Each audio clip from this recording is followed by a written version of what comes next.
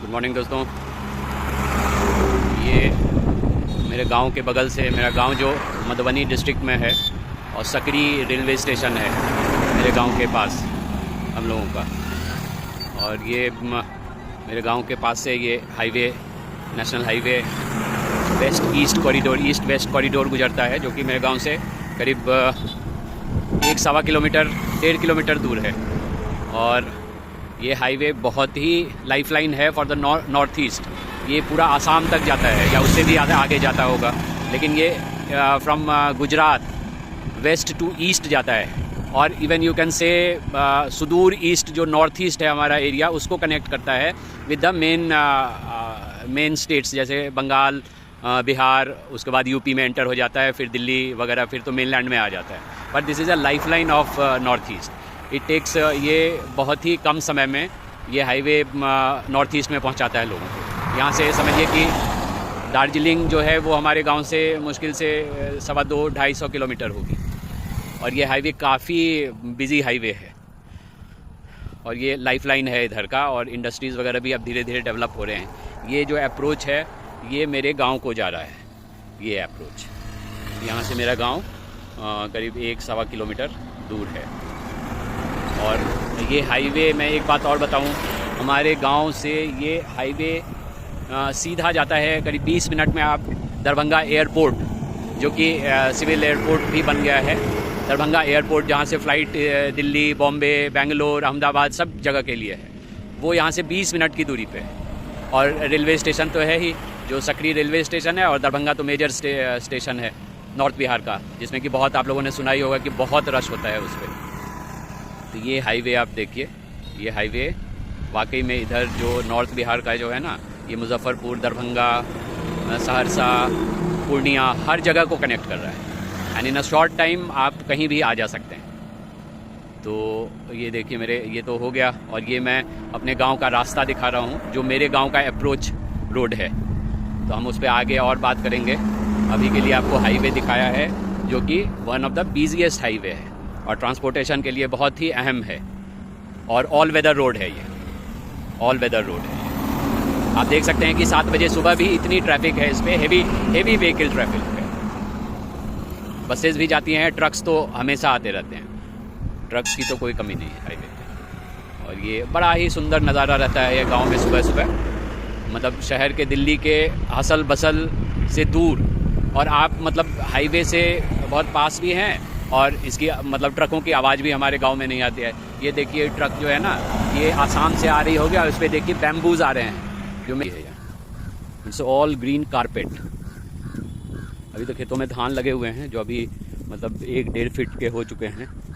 They are in nascent stage. और ये देखिए यहाँ से हाईवे है, गुजर रहा है, और ये सारा एरिया जो है एकदम ग्रीन कवर में है।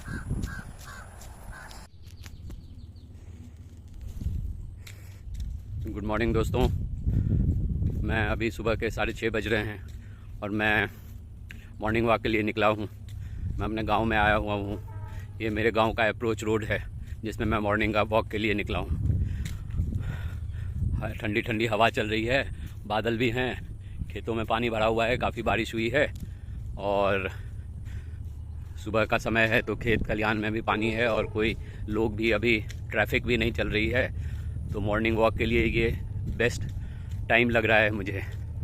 और हवा जो है ये इतनी शुद्ध है और प्योर है कि आप उम्मीद नहीं कर सकते हैं कि दिल्ली, बड़े बड़े शहरों के टाइम, वहाँ के वातावरण और उससे ये कितनी शुद्ध है।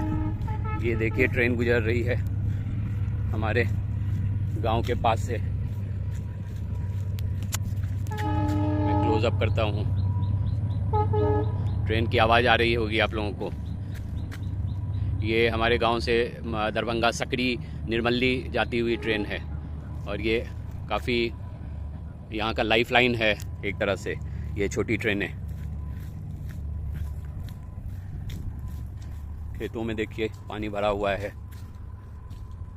और अब खेतों में धान की खेती शुरू हो गई है, जो चावल होती है, तो वो खेतों में है।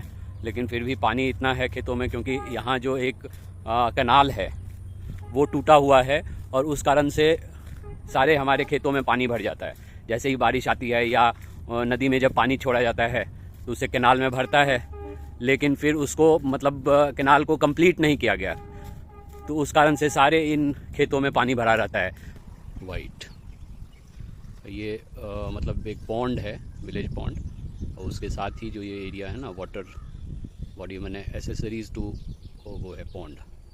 बारिश का भी पानी होगा, पॉन्ड का भी होगा, उसी में ये थोड़े ये गहराई कम होती है, उसी में ये होता है कमल, और बड़ा ही सुंदर लगता है। जो कि अभी तो फारबिसगंज वगैरह जाती है, पूर्णिया वगैरह के लिए है, लेकिन अभी इस पर कोई मेजर ट्रेन्स का वो परिचालन नहीं शुरू हुआ है। लेकिन दिस में also go to Assam and all that places. उससे अगर कनेक्टिविटी, इसको आसाम से कनेक्टिविटी होती है which is in the pipeline, but it will take time.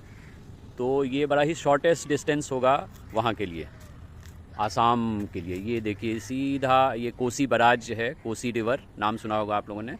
ये कोसी रिवर को क्रॉस करके और उससे आगे सहरसा, पूर्णिया, फारबिसगंज, फिर ये वहाँ पे मेन लाइन जो है आसाम वाला, उसमें टच कर सकती है। तो इस हिसाब से अगर सरकार इसको डेवलप करेगी तो कम से कम 500-600 किलोमीटर का बचत होगा सरकार को टू रीच नॉर्थ ईस्ट। पूर्वोत्तर में जाने के लिए कम से कम 500 किलोमीटर की बचत होगी। जो अभी राजधानी वगैरह जाती है और बहुत ही टाइम लगता है, वो ये बड़ा ही डिस्टेंस शॉर्ट कर देगा। तो अभी तो ये सिंगल लाइन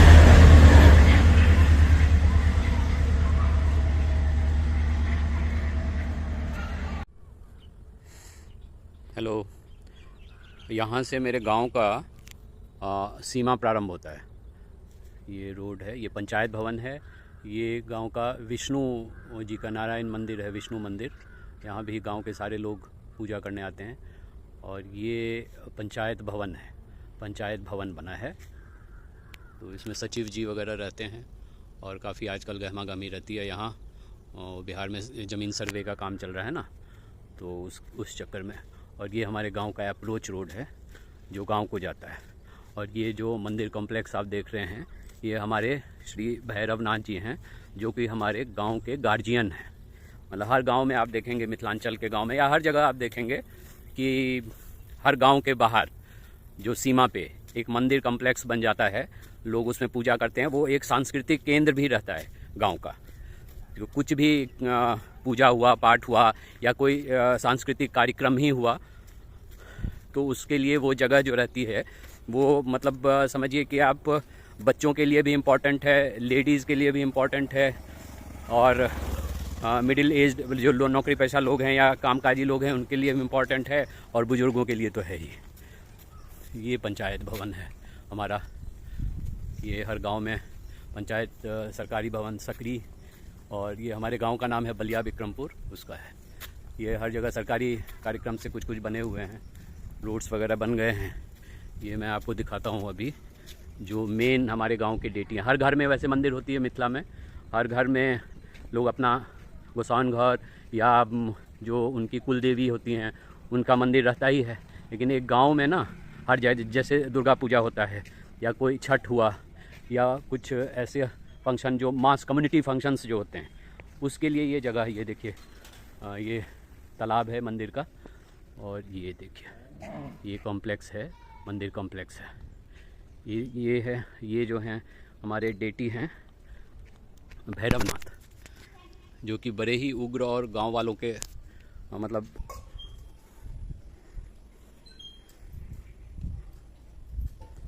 ये काफ़ी पुराना, मतलब मुग़ल कालीन मूर्ति है। ये आप देखेंगे, ये मुग़ल कालीन मूर्ति है। और अब कहते किंवदंती है कि जब मुग़लों ने मंदिरों को चित विक्षत किया था, तो एक हाथ इनका जो है वो टूटा हुआ है, दूसरा हाथ भी टूटा हुआ है, वो आधा है जिससे ये राम लिखा हुआ है, और राइट वाला हाथ तोड़ दिया था। मूर्ति को छत विक्षत किया था, लेकिन अब हमारी आस्था ऐसी है कि हम तो, हमारे लिए तो भगवान हैं ही, शंकर भगवान। जय भोलेनाथ, जय शंकर भैरवनाथ। ये एक टोला है, ये गांव का ही पार्ट होता है टोला, बस्ती। और ये इनिशियल एरिया है गांव का, मतलब घरों से, यहाँ से घरें शुरू हो जाती है, आपको दिखाता हूँ। और ये गांव का एक कम्युनिटी पॉन्ड है जिसमें पूरे गांव के लोगों का हिस्सेदारी रहता है, और ये बहुत बड़ा ही पॉन्ड है। यहाँ ना हमारी तरफ आपको हर 200-300 मीटर पे एक ना एक तालाब लोगों के घर के आसपास मिल ही जाएगा। ये देखिए तालाब, मतलब मेन तालाब है, उसके चारों तरफ बस्ती बसी हुई है, चारों तरफ है लोग। देखिए काफ़ी बड़ा तालाब है, इसको हम लोग बड़की पोखर कहते हैं, वो हम लोग की तरफ पोखर कहते हैं तालाब को।